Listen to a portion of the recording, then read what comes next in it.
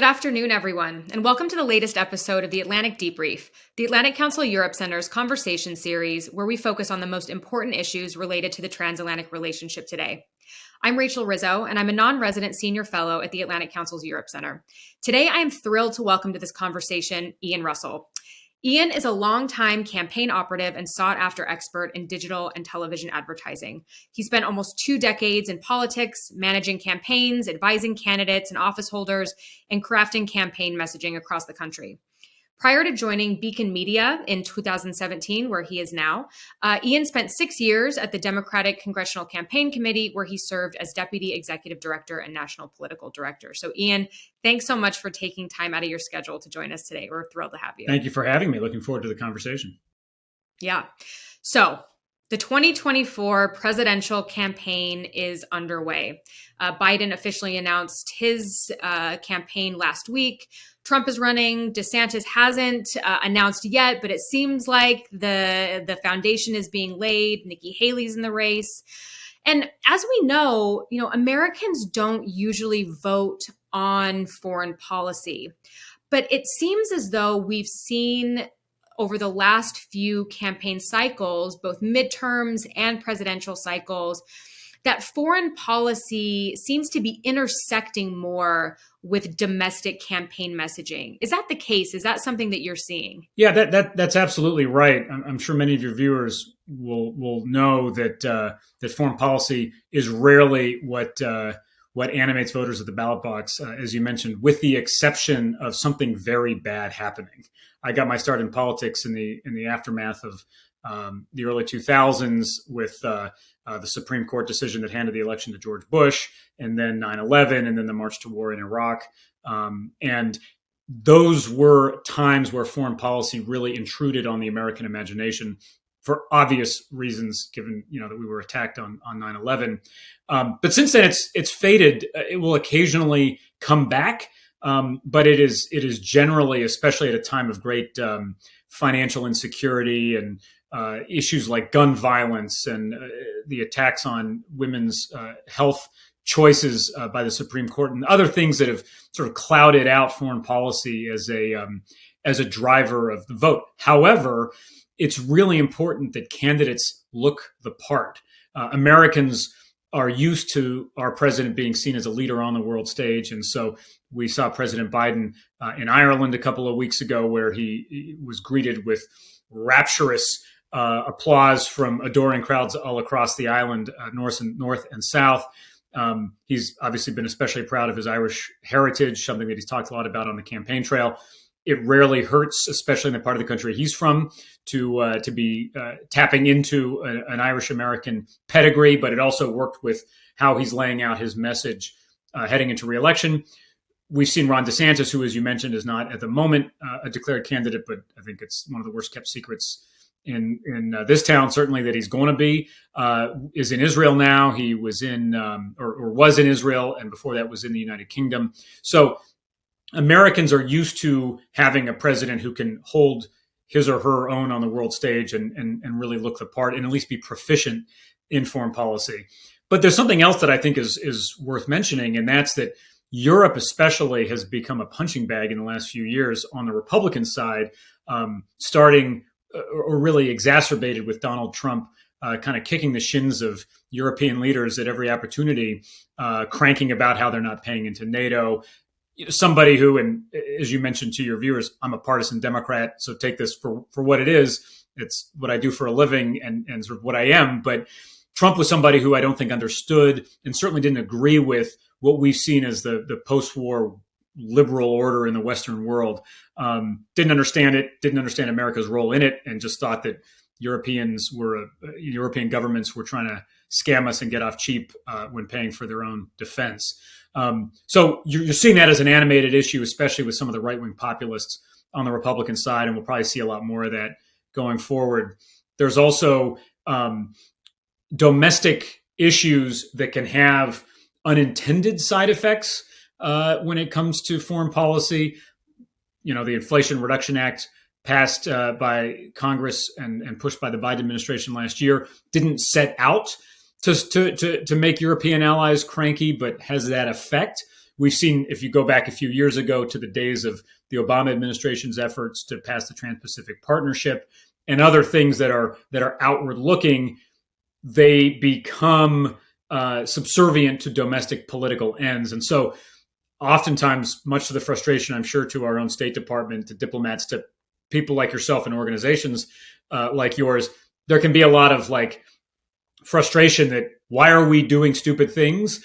We're doing stupid things because we're sort of sleepwalking into it because we're putting our own domestic policies first. So long answer to your question, but that's how we arrive at foreign policy not being where we started out going, but where we end up because of some domestic policy that might have unintended consequences. So I want to pull on both of those threads in separate questions. The first is the Inflation Reduction Act. I mean, look, it seems as though most of the policies that are animating the Biden administration are, made in America, build in America. You have the CHIPS Act, you have the Inflation Reduction Act. But you're right, our European allies see these as more of efforts of U.S. protectionism. They've been really upset about it. In the conversations that you've had, do you think that the U.S. and Europe are going to be able to find common ground on this specifically? Before we get back into the sort of campaign-specific conversations, I really like this thing about the IRA that you brought up, because I think it's so important to the U.S.-European conversation right now. Has Biden sort of misstepped with this, or how is this playing out in the relationship? Yeah, I guess the term misstep is probably in the eye of the beholder, as someone who was working in the campaigns last year with clients up and down the ballot, including for Congress. We had cases where we ran on provisions in the Inflation Reduction Act that are very, very, very popular with voters here. I can guarantee that Senator Joe Manchin, that the administration, that those that were around the table putting the Inflation Reduction Act together weren't out looking for a way to poke our European allies in the eyes. Very different than the last administration, like I mentioned, they were looking to spoiling for fights. But I think it was sort of an unfortunate consequence, an unintended consequence of the legislation that, and I think that, and there have been efforts by this government certainly to reach out to Europe and assure them that we don't see this as a zero-sum game, that just because the United States wants to double down on our bet that renewable energy and electric vehicles are the way of the future, that shouldn't come at the expense of German or French manufacturing.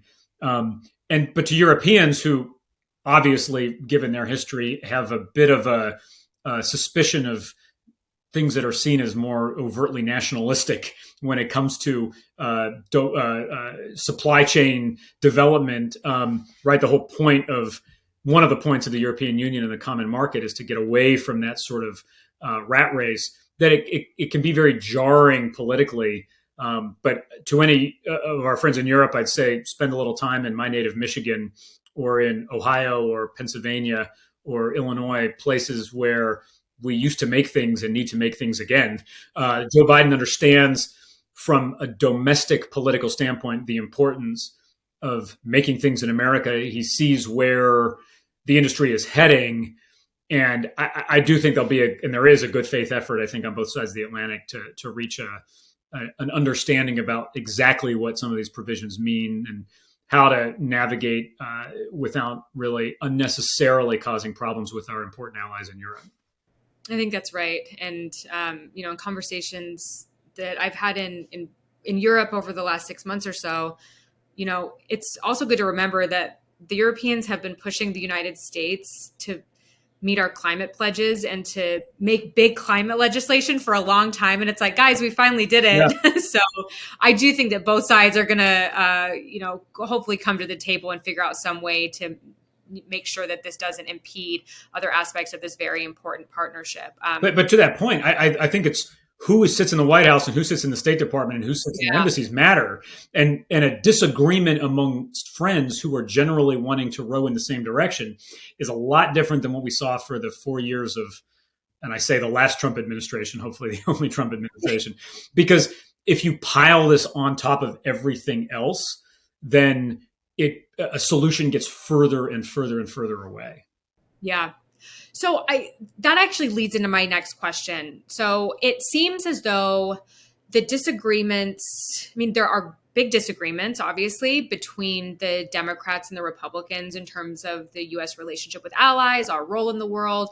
But it seems like the infighting today is really between different factions of the Republican Party. And I'm curious as to how you think Europe is going to play into those different factions as we head into the 2024 elections.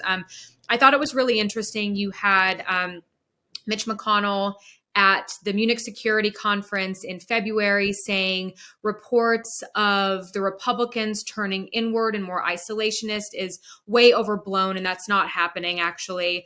I don't think you would hear Kevin McCarthy say something like that just because of the thin margin that he's governing on in the House. And so it seems as though we have this like right-wing populist part of the Republican Party that is seemingly like anti-NATO, or at least NATO questioning, really harsh on the European Union, and then this other side that's like much more middle of the road and moderate. So as you look forward, if you had a crystal ball, which you don't, but you've been doing this for a long time. So if you look at how the campaigns are going to play out, do you think Europe, the European Union, Europe's institutions like NATO are going to become a real punching bag in the upcoming campaign season? It's a really good question, and I will readily acknowledge that not only do I not have a crystal ball, but I am somewhat at a loss to explain what happens inside the Republican primary electorate, because they've gotten further and further to the right over the last few years, and increasingly, I would say, as a partisan Democrat, unmoored from reality. Dunking on Europe has been a pastime of the right wing in this country, going back even before the days of freedom fries, post 9/11. There's maybe it's the different sort of more center-left society in Europe. Maybe it's the sense of Europeans as more cosmopolitan. I don't really know what the origin of it is, and I would guess that they don't either. But there's a long tradition of trying to dunk on Europe, and certainly on the Republican side in our politics. But what's really happened in the last few years with Trump turning NATO into a punching bag is really, really problematic. And I think I will have to give Mitch McConnell credit. He is trying to hold a more traditional, nonpartisan view of the importance of these transatlantic institutions. It used to be that our allies in Europe knew that, and the rest of the world knew, that whoever sat in the Oval Office and whoever staffed the State Department or the Pentagon, that there was a broad consensus of the role of NATO, the role of our alliances, and where America's place in the world was, right? We called upon NATO to help us after the 9/11 attacks. There are a lot of soldiers that stood up to serve from our allies in Europe to essentially help the United States after the United States was attacked. So we're the ones who called upon NATO to stand up, and yet under Donald Trump especially, this bipartisan understanding really frayed. And now you see on the more populist right, people like Josh Hawley and in the Senate, but certainly others who are very, was that? Mike Lee. Mike Lee, that's exactly right, from your home state, the pride of Utah. You get these, yep. you get, and I think the Ukraine funding discussion has been one of the places where this has really come to the fore, right? Especially in the House. I think that was a very good observation you made, that you would not hear Speaker McCarthy talking the way that Senator McConnell is, because McCarthy is balancing a very, very, very narrow margin in the House with a 5-seat Republican majority and a right flank that is increasingly emboldened. And I would argue they're emboldened because he's generally giving them what they want, which makes them more likely to push the envelope and ask for more. But, he's used words like, we're not going to have a blank check for Ukraine. But it's been interesting for me as an outside observer watching what's been happening on the Republican side, when Ron DeSantis, who has been seen up until fairly recently as the great hope for Trump skeptic professional Republicans who want the Trump policies but don't want the Trump drama, they're hoping that DeSantis was their guy. But think about what happened just a few weeks ago when he referred to the Ukraine situation as a territorial dispute. He was slapped back much faster than I think anybody saw coming for things that are nothing compared to what Donald Trump says about this on, before lunch on any given Tuesday. So there is in the Republican establishment, I think, a real desire to go back to these days of normalcy with our European allies. Whether or not they can prevail against the populists on the right, though, count me very skeptical. I mean, I think it's telling that DeSantis is on this international tour, as I mentioned, because he wants to look the part. Not surprising that he would go to Israel, because that's especially important in domestic American Republican politics. But you're not seeing people lining up to go to Brussels, Berlin, or Paris, somewhat unfortunately, I think. Yeah. Yeah. To me, it just seems like as long as Donald Trump is in the picture, and he very much is, there's really not a lot of maneuver for other Republican candidates when talking about the U.S. relationship with Europe and our allies, because it's been questioned so heavily by that side of the party for so long. Seems like there's a long way to go to sort of get back into the center. And right now it doesn't seem not only politically possible, but politically wise for a lot of these candidates to like run on that message. If you're Nikki Haley and you're trying to get traction in Iowa among evangelical Christians, saying that we should really give the Germans and the French a chance and try to understand them is not exactly the message that you'll be running on. Yeah. Well, so this is interesting. You bring up Germany, and I want to talk about Germany specifically. You and I have gone on a few trips together to Germany, had really interesting conversations over there, both about Trump, about Biden, about the IRA, about NATO. And it seems as though at least what I've seen happening is that the relationship with Germany, the way that some of these Republican candidates talk about Germany, like Josh Hawley, even though he's not a candidate, he's still a very powerful player on the right. Same with Mike Lee, same with JD Vance. They sort of use Germany as a proxy for broader ills affecting the U.S. relationship with Europe. So they point to Germany as being a rich ally that doesn't meet its defense commitments. They're like a really easy punching bag, in the same way that Donald Trump was able to punch on them for 4 years during his presidency.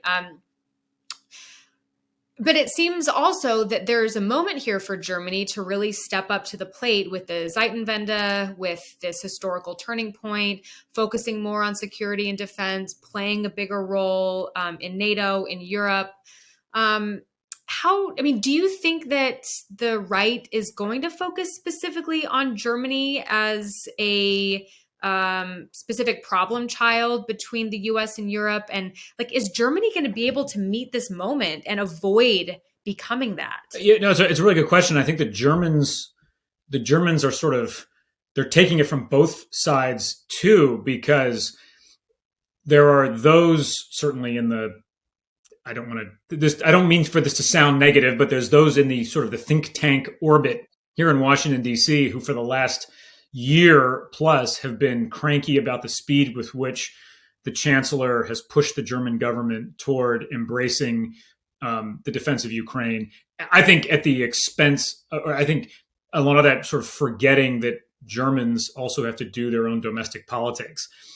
What seems very clear in a think tank in Washington or even in Berlin is a lot, gets a lot more complicated when you look at the polling, especially in the former East Germany, about Russia, about sending weapons to the conflict zone, and so forth. It's a complicated issue for the Germans, and I think the chancellor has deftly navigated that, like any good politician, putting his own domestic politics first rather than just doing internationally, what other leaders want done. But so there's been crank on Germany for that. And then on the other side, coming from people that are a lot of skeptics about aid to Ukraine, like Mike Lee, like Josh Hawley, Germany is still a convenient punching bag. And I think because it's seen as part of this liberal world order that they are seeking to upend, right? Angela Merkel is gone, but Angela Merkel was around for so long that for a lot of people who aren't necessarily well versed in the dynamics of domestic German politics, she's still a symbol for this world order that the populist right is trying to subvert. And so Germany is a symbol of that. I think, France, Germany, especially, they seem a long way from Ohio or Pennsylvania or Wisconsin, the places where Missouri, the places where Republicans are trying to sort of contrast them with. I think it's unfair, to be clear. I don't think there's any merit to the attacks, but it's a convenient punching bag. And again, Donald Trump really started this and continually dumped fuel onto the fire by cranking on them about increasing their defense spending to the 2% threshold and so forth. Yeah, no, I think it's frustrating to watch because as people who followed Germany pretty closely, like you see how much progress that they've made, but also how difficult this moment is. It's not just about defense spending; it's about Germany really shifting its mindset and the mindset of the German people on the role that Germany is supposed to play. And that doesn't happen in a year. It's built between generations. It's something that takes a long time. And I worry that, whatever happens over the next 18 months or so, Americans are going to find themselves angry at Germany, but not really understanding why or having a good reason why. Yeah. And I think the president has done a good job of the president and the chancellor clearly like each other. They've known each other for a long time. I think President Biden has given Chancellor Scholz the space, and he's been very affirming of the steps that the chancellor has taken, very encouraging. You haven't seen the prodding that, again, has come out of like the think tank bubble. I think President Biden understands the chancellor's more the tightrope that he has to be on. I hope that this will extend. I hope that this is reciprocated. And I think it is. Again, we're allies and friends that are working in good faith. President Biden's domestic politics are aided by things like the Inflation Reduction Act. He's going to run on the provisions of the Inflation Reduction Act. And hopefully our European allies give us the space that we need to come to an understanding with them. On the other hand, we need to give Chancellor Scholz and his governing coalition the space they need to sell the German public on, as you, I think, really articulated, a more complicated change, a cultural change for them about their role in Europe and broadly their role in the world. They haven't seen themselves as a defense leader in the modern world order. So this can be a jarring change, and if it had come too quickly, it would have caused the chancellor even greater political headaches back home than he has right now. So my hope is that as long as we've got allies in both the White House and the Chancellery, friends in the White House and the Chancellery, that we'll be able to work on this from a spirit of cooperation as opposed to, how things were under the previous administration where they were constantly looking for reasons to start fights. Yeah. Well, fingers crossed that we'll be able to right. avoid this situation over the next year and a half. But Ian, thanks so much for this conversation that gave us a lot to think about. And I think this is going to be really useful for not just viewers here in the US, but in Europe too. I think the US presidential and general election season can be sort of a black box, and having people like you helps us think through it in a clearer way. So really appreciate your time and this conversation, and hope to have another one like it a little bit down the road. Thanks for having me. Thanks.